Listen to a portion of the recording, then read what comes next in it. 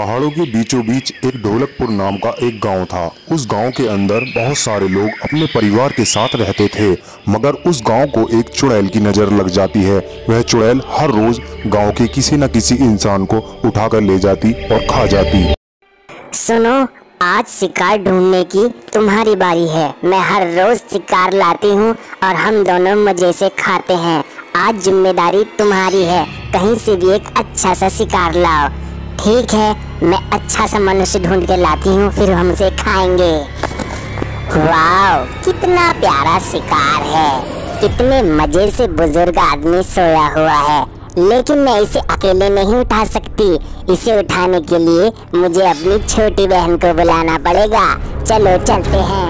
वह उस शिकार की खुशखबरी अपनी छोटी बहन को बताने चली जाती है, जो इंसान पेड़ की छांव में आराम से सोया हुआ था। बहन, शिकार तो मिल गया है। एक बुजुर्ग आदमी खाट पर गहरी नींद में अपने खेत के अंदर सोया हुआ है।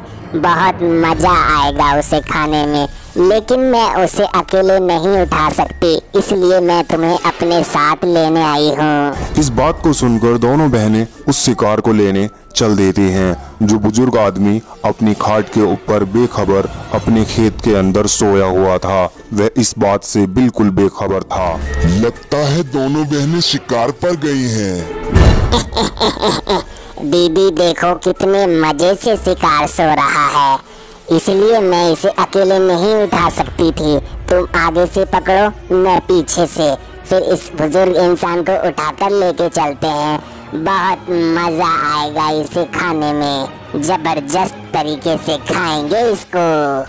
अब हम लोग इसका भोजन बनाएंगे। जब गांव के सरपंच को इस बात का पता चलता है, तो वह अपने बड़े बेटे से कहता है, बेटा, तुम और सोनू आज रात गांव के अंदर पहरा दोगे। लेकिन पिताजी, राजू तो अभी छोटा है, मैं अकेला ही पहरा दे सकता हूँ। मैं उस चुड़ैल को मजा चखा दूंगा। इतना कहकर सोनू अपने घर से निकल जाता है और रात भर जगकर गांव के अंदर पहरा देता है, लेकिन वह चुड़ैल कहीं नजर नहीं आती। इसके बाद सोनू जब घर की तरफ लौट रहा होता है, तभी उसका सामना उस खतरनाक चुड़ैल से हो जाता है।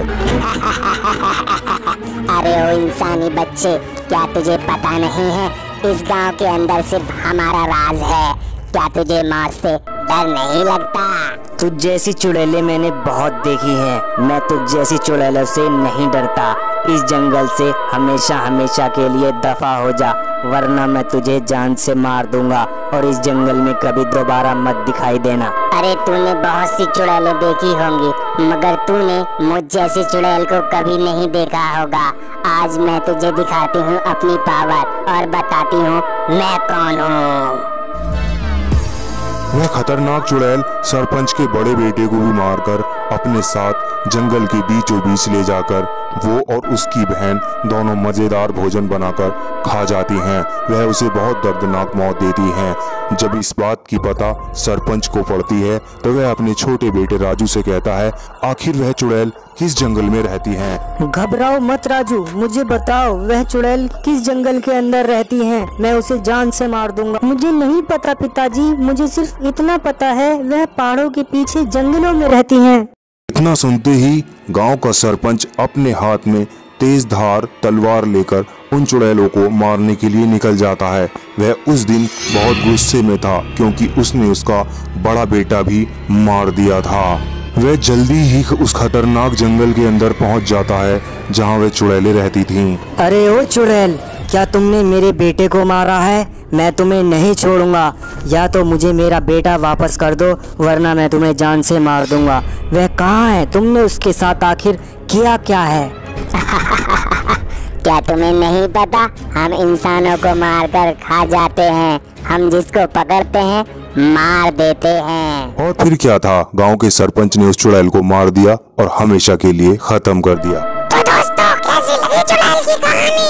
अगर अच्छी लगी तो चैनल को सब्सक्राइब कर देना।